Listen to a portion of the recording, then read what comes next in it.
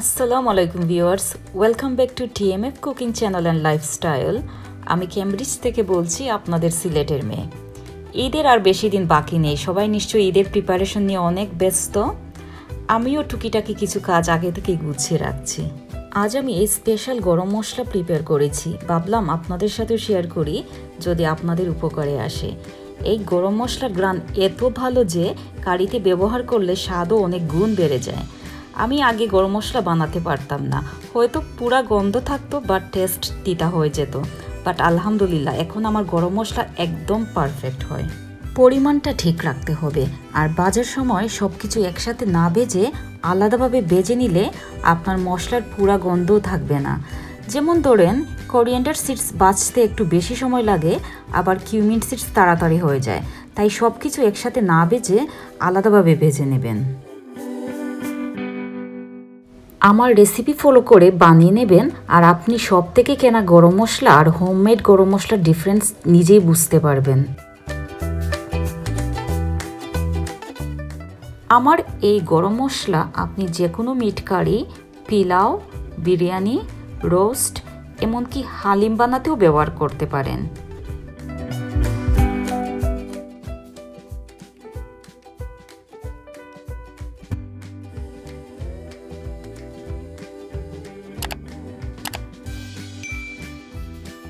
আমি এখানে লং বা ক্লোভস ইউজ করছি 1 table spoon, coriander seeds use করছি 2 টেবিল স্পুন, এলাচি ইউজ করছি 10-12টির মতো, বড় এলাচি ইউজ করছি 5-6টির মতো, তেজপাতা 2টি ইউজ করছি, স্টার এনিস 2টি ইউজ করছি, দারচিনি ছোটো করে টুকরো করে 4-5টির মতো ইউজ করছি। আমি এখানে ইউজ করব ব্ল্যাক পেপার বা গোলমরিচ 1 টেবিল স্পুনের মতো। আমি এখানে 3 প্রকারের সিডস ইউজ করছি। দেখতে প্রায় একই রকম মনে হয়, বাট আপনি দেখলে ডিফারেন্সটা বুঝতে পারবেন। আমি এখানে কিউমিন সিডস ইউজ করছি, জিরা, আস্ত জিরা যেটাকে বলে, ক্যারম সিডস ইউজ করছি, যেটাকে আজওয়াইন বা ছোট জিরা বলে। আমি এখানে ফেনাল সিডস ইউজ করছি। আমি ক্যারম সিডস বা আজওয়াইন বা যেটাকে আমরা ছোট জিরা বলি, এটার পরিমাণ কম ইউজ করব, কেননা এটা বেশি ইউজ করলে তিতা হয়ে যাবে। আর আমি ইউজ করব জায়ফল আর জয়ত্রী। আমার বাসায় রেডিমেড পাউডার ছিল, আমি তাই অন্য স্পাইসের সাথে হালকা রোস্ট করে ভেজে নেব। বাট ফ্রেশ অ্যাভেলেবল থাকলে আপনি অবশ্যই ফ্রেশটা ইউজ করবেন, স্মেলটা দারুণ হবে।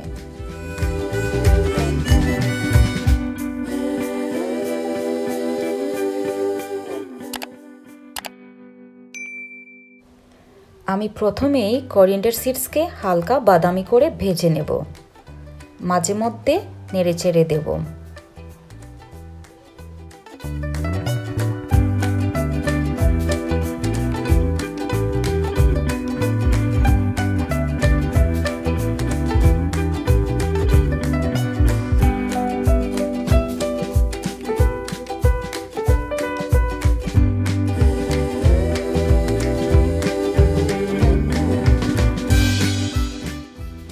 এক মিনিটের ভেতরেই খুব সুন্দর স্মেল বের হয়। আমি আলাদা পাত্রে সরিয়ে রাখছি।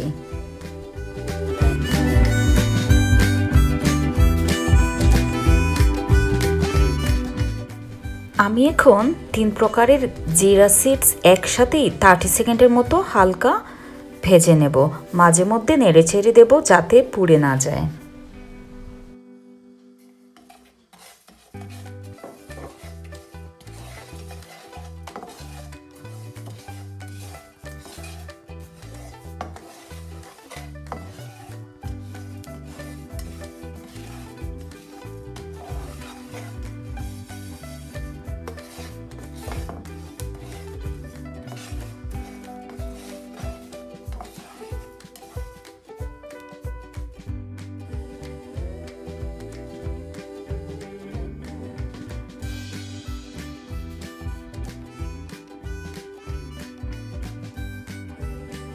এখন আমি স্টার এনিস, গোলমরিচ আর লং বা ক্লোভসও একসাথে 1 মিনিটের মতো ভেজে নেব, আর অবশ্যই ঘন ঘন নেড়েচেড়ে দেব যাতে পুড়ে না যায়।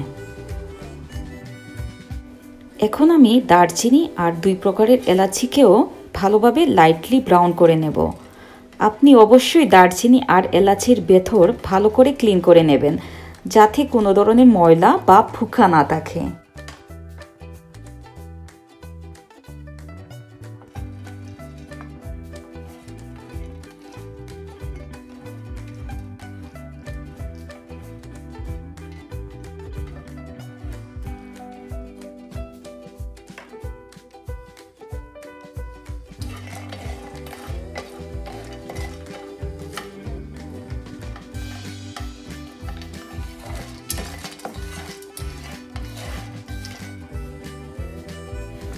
এখন আমি তেজপাতাকেও হালকা ফ্রাই করে নেব।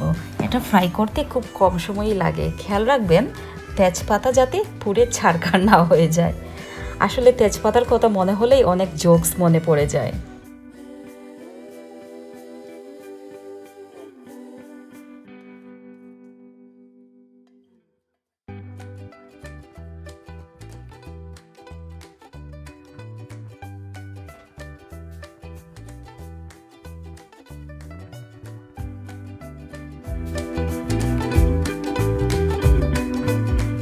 এখন আমি 1 চামচ জায়ফল আর 1 চামচ জয়ত্রী হালকা ফ্রাই করে নেব।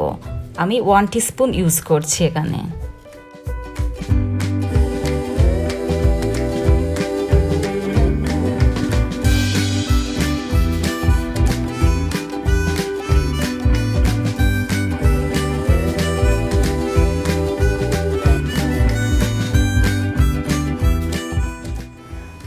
আমার স্পাইস রেডি। এখন আমি সবগুলো স্পাইস একসাথে গ্রাইন্ড করে নেব। আমার এই গ্রাইন্ডার এত ভালো যে আমি সবাইকে রিকমেন্ড করি, আর আমার পছন্দের অনেককেই আমি এটা গিফটও করেছি।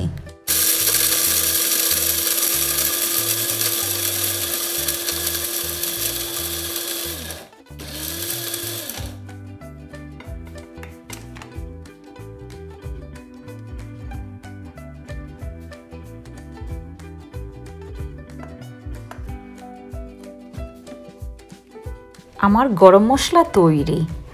আপনাদের ফিডব্যাক কমেন্ট করে আমাকে অবশ্যই জানাবেন। যদি ভালো লেগে থাকে লাইক আর বেল সহ সাবস্ক্রাইব করে নেবেন আমার চ্যানেলটি।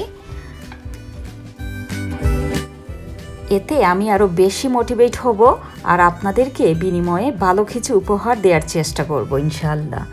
আপনারা সবাই ভালো থাকবেন, সুস্থ থাকবেন, সেফ থাকবেন। আল্লাহ হাফেজ।